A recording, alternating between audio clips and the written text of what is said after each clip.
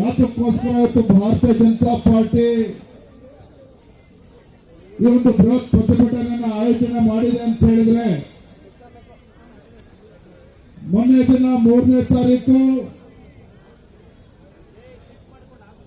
RCB ಮತ್ತು ಪಂಜಾಬ್ ಮಧ್ಯೆ RCB ಗೆದ್ದು ಇಡೀ ರಾಜ್ಯದಲ್ಲಿ ಇಡೀ ದೇಶದಲ್ಲಿ ವಿಜಯೋತ್ಸವವನ್ನು ಆಚರಣೆ ಮಾಡ್ತಾ ಇದ್ರೆ,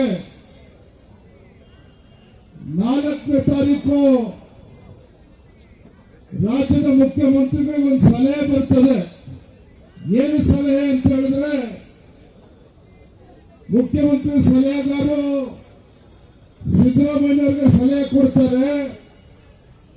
ಸಿದ್ದರಾಮಯ್ಯನವರೇ, ರಾಜ್ಯದಲ್ಲಿ ನಿಮ್ಮ ಜನಪ್ರಿಯತೆ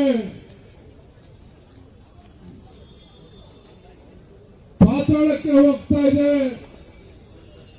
ರಾಜ್ಯದಲ್ಲಿ ಕಾಂಗ್ರೆಸ್ ಸರ್ಕಾರ ಗ್ಯಾರಂಟಿಗಳ ನಡುವೆನೂ ಕೂಡ ರಾಜ್ಯದಲ್ಲಿ ಕಾಂಗ್ರೆಸ್ ಸರ್ಕಾರದ ಜನಪ್ರಿಯತೆ ನೆಲಕಚ್ಚಿದೆ. ಇಡೀ ದೇಶದಲ್ಲಿ, ಇಡೀ ರಾಜ್ಯದಲ್ಲಿ ಯುವಕರು, ಜನರು ಆರ್ಸಿಬಿ ಗೆದ್ದಾಗ ಬಹಳ ಖುಷಿಯಿಂದ ವಿಜಯೋತ್ಸವವನ್ನು ಆಚರಣೆ ಮಾಡ್ತಾ ಇದ್ದಾರೆ. ಹೇಗಾದ್ರೂ ಮಾಡಿ ಇದ್ರ ಮಧ್ಯೆ ನಾವು ಕೂಡ ತೋರ್ಕೋಬೇಕು. ಈ ಜನಪ್ರಿಯತೆಯನ್ನ ನಾವು ಕೂಡ ಈ ಜನಪ್ರಿಯತೆಯನ್ನು ಕಿತ್ಕೊಳ್ತಕ್ಕಂಥ ಕೆಲಸ ಮಾಡಿದ್ರೆ ನಿಮ್ಮ ಇಮೇಜ್ ಕೂಡ ಜಾಸ್ತಿ ಆಗುತ್ತೆ ಅಂತ ಹೇಳೋ ಸಲಹೆಗಾರರು ಕೊಟ್ಟಾಗ, ಬೆಳಗ್ಗೆ ಏಕಾಏಕಿ ಮುಖ್ಯಮಂತ್ರಿಗಳ ಅಧಿಕಾರಿಗಳನ್ನ ಕರೆದು ನಾವು ವಿಧಾನಸೌಧದ ಮೆಟ್ಟಿಲ ಮುಂದೆ ನಾವು ಆರ್ಸಿಬಿ ಒಂದು ಸೆಲೆಬ್ರೇಷನ್, ವಿಕ್ಟರಿ ಸೆಲೆಬ್ರೇಷನ್ ಅನ್ನ ಮಾಡಬೇಕು. ಆಗ ಅಧಿಕಾರಿಗಳು ಹೇಳಿದ್ರು, ಯಾವುದೇ ಕಾರಣಕ್ಕೂ ಇಷ್ಟೊಂದು ಕಡಿಮೆ ಅವಧಿಯಲ್ಲಿ ಈ ಒಂದು ಸಂಭ್ರಮಾಚರಣೆ ಮಾಡೋದಕ್ಕೆ ಆಗೋದಿಲ್ಲ. ಒಂದು ವಾರ ಆದ್ರೂ ಸಮಯ ಕೊಡಿ, 4-5 ದಿನ ಆದ್ರೂ ಸಮಯ ಕೊಡಿ ಅಂತ ಹೇಳಿದ್ರು ಕೂಡ, ನಾನು ಮುಖ್ಯಮಂತ್ರಿ ಇದ್ದೇನೆ, ನಾನು ಆದೇಶ ಮಾಡ್ತಾ ಇದ್ದೇನೆ. ಇವತ್ತು ಸಂಜೆ 4 ಗಂಟೆಗೆ ವಿಧಾನಸೌಧದ ಭವ್ಯ ಮೆಟ್ಟಲ ಮುಂದೆ ಆರ್ಸಿಬಿ ನಾವು ವಿಜಯೋತ್ಸವವನ್ನು ಆಚರಣೆ ಮಾಡ್ತೇವೆ ಅಂತ ಹೇಳಿದಾಗ ಅನಿವಾರ್ಯವಾಗಿ ಅಧಿಕಾರಿಗಳು ಒಪ್ಪಿಕೊಳ್ಳಬೇಕಾಯ್ತು.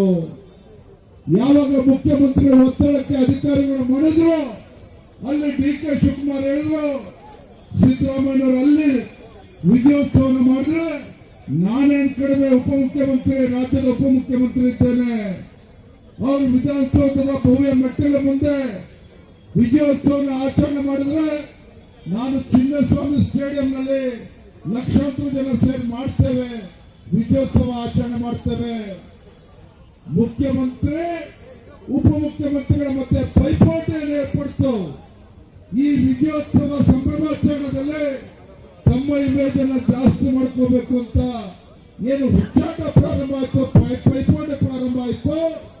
ಇವರ ಪೈಪೋಟಿಯ ಪರಿಣಾಮವಾಗಿ ಕಾಂಗ್ರೆಸ್ ಸರ್ಕಾರ, ಸಿದ್ದರಾಮಯ್ಯ, ಡಿ.ಕೆ. ಶಿವಕುಮಾರ್ ಅವರ ಹುಚ್ಚಾಟದ ಪರಿಣಾಮವಾಗಿ ಇವತ್ತು ಇವರ ಒಂದು ವಿಜಯೋತ್ಸವ ಆಚರಣೆ ಮಾಡೋದಕ್ಕೆ ಹೋಗಿ ಅಲ್ಲಿ 11 ಜನ ಅಮಾಯಕರು ಪ್ರಾಣವನ್ನು ಕಳೆದುಕೊಂಡಿದ್ದಾರೆ.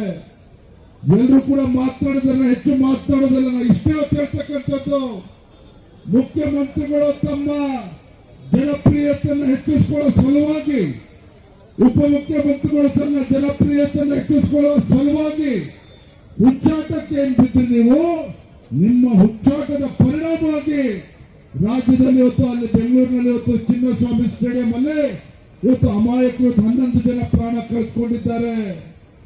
ಇಂಥ ಬಂಡ ಸರ್ಕಾರ, ಇಂಥ ಬಂಡ ಮುಖ್ಯಮಂತ್ರಿಗಳು, ಉಪಮುಖ್ಯಮಂತ್ರಿಗಳು ಒಂದು ಕಡೆ ರಾಜ್ಯ ಸರ್ಕಾರ ತನ್ನ ಜನಪ್ರಿಯತೆಯನ್ನು ಕಳೆದುಕೊಂಡಿದೆ. ಇವತ್ತು ಆರ್ಸಿಬಿ ವ್ಯಕ್ತಿಗಳಿಗೆ ತಮ್ಮ ಬೇಳೆಯನ್ನು ಬೇಯಿಸ್ಕೊಳ್ಳಕ್ಕೆ ಹೊರಟು ಇವತ್ತು 11 ಜನ ಸತ್ತಿರ್ತಕ್ಕಂಥದ್ದಲ್ಲ, ರಾಜ್ಯ ಸರ್ಕಾರವೇ ಈ 11 ಜನ ಮರಣದ ಏನು ಪ್ರಾಣವನ್ನು ಕಳೆದುಕೊಂಡಿದ್ದಾರೆ.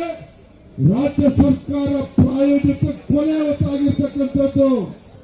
ರಾಜ್ಯ ಸರ್ಕಾರ ಪ್ರಾಯೋಜಿತ ಕೊಲೆ ಪರಿಣಾಮವಾಗಿ 11 ಜನ ಸತ್ತಿರ್ತಕ್ಕಂಥದ್ದು.